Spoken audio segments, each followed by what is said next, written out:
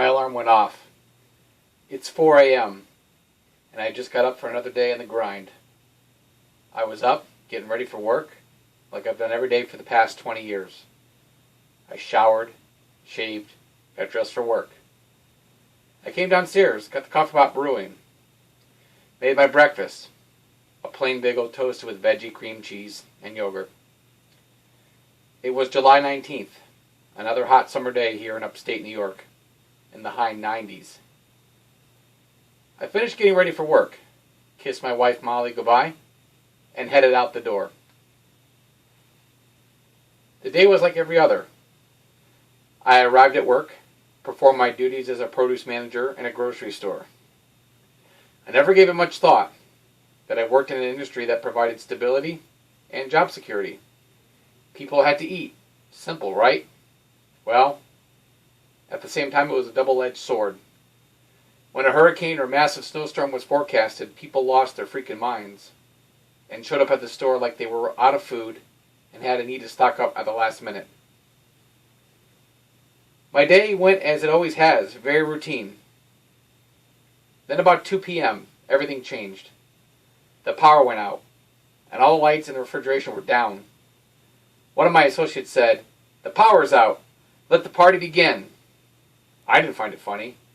Every time the power went out at work, the amount of work that went into getting all the refrigeration covered was a nightmare.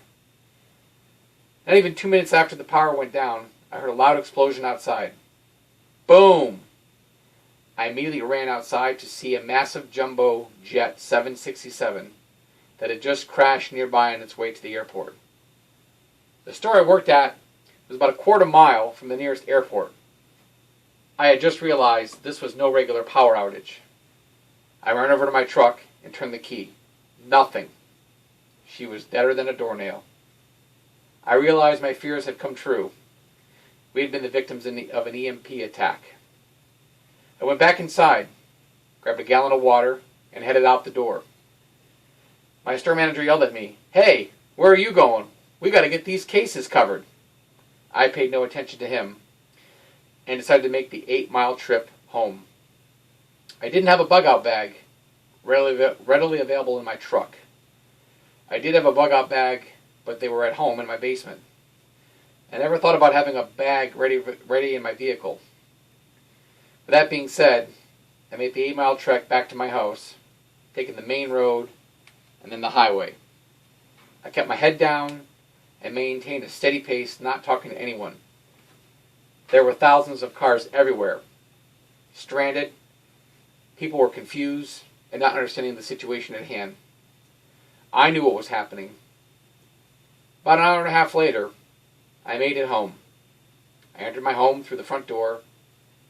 My first priority was to secure my house and check on my preps, make sure my ammo and guns were secure. Then I proceeded to board up the downstairs windows and front door. I boarded half of our back slider door, leaving one side still open for escape.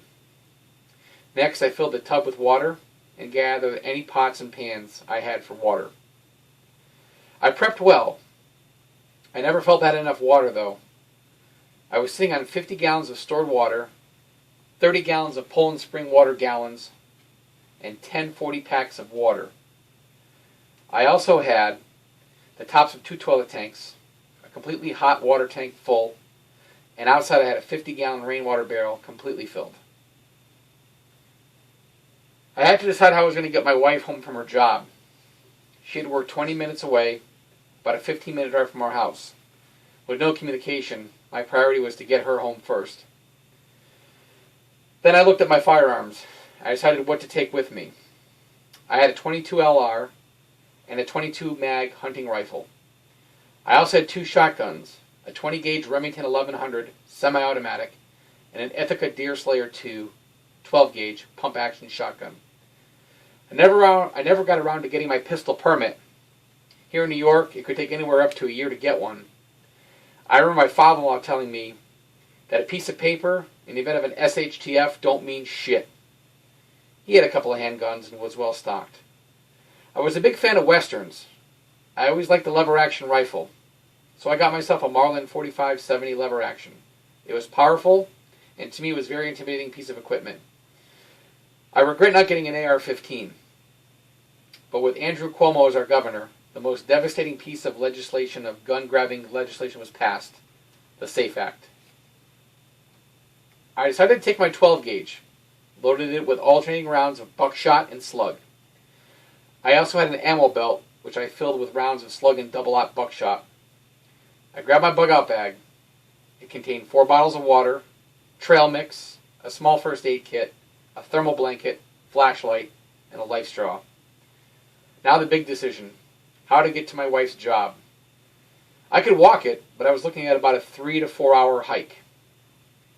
I looked at my garage, and it hit me.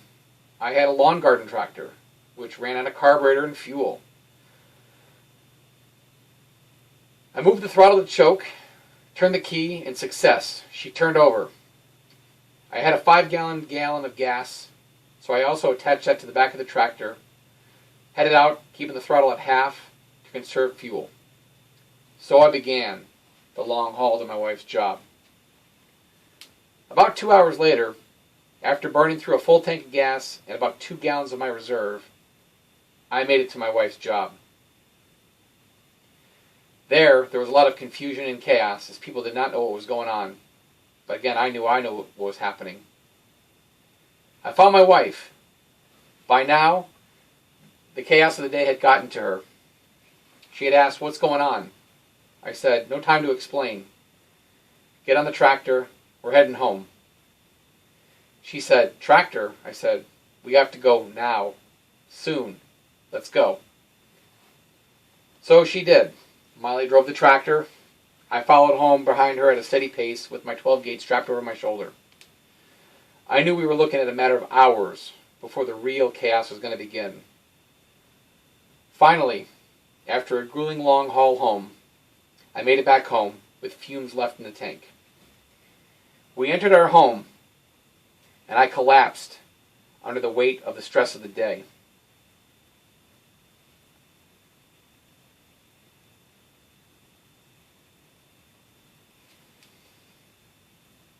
I woke up a few hours later. I smelled the aroma of cooked venison on steaks. My wife had cooked up some from our freezer deep in our basement. I had an outdoor propane grill. I had 4 30-gallon tanks of propane. My wife cooked up some of the steaks outside using the grill. We didn't have much in our deep freezer. Mostly venison, last year's hunt, and some extra loaves of bread, and some veggies, and some fruits and vegetables my wife liked to freeze. After dinner, I told Molly they were both in need of getting a good night's sleep.